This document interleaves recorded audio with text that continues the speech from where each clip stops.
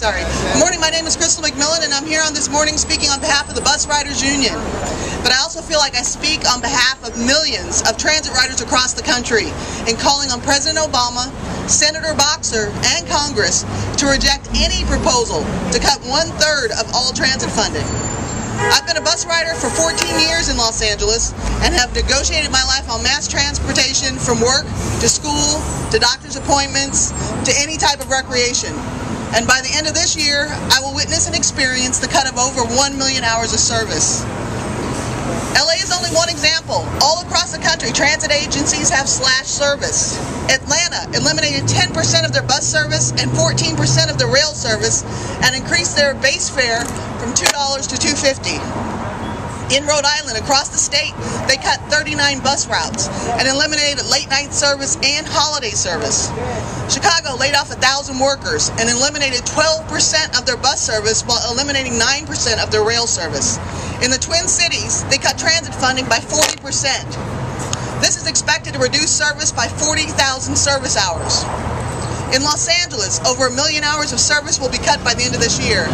This is going to leave thousands stranded, and while the House of Representatives contemplates cutting 37% of all transit funding and surface transportation.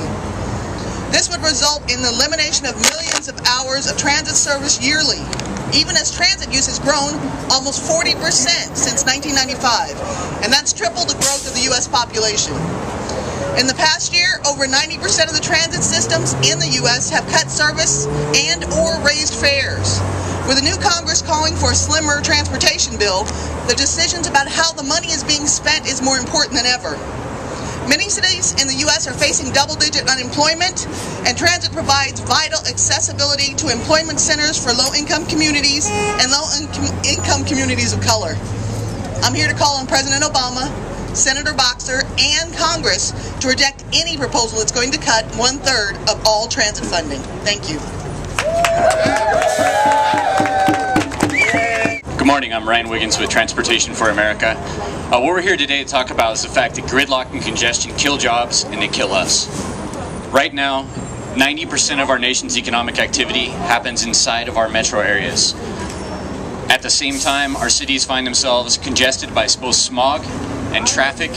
That traffic slows down our ability to get to our jobs, it cuts off our access to jobs, and it produces the smog, which chokes our lungs, causes asthma, causes cancer, causes all these negative public health impacts that we are currently experiencing today in a city like Los Angeles with the worst, if not almost always the worst, congestion and smog in the country. Going forward, if cities like Los Angeles are going to be able to prosper, we're going to need public transportation, robust systems that can give people the option to move to and from their homes to their jobs and services, healthcare, educational opportunities, and they should have that option to not need a car. The cost of a car for all of us can be quite excessive. For a student, for a worker, for anybody, it can be over $10,000 per year.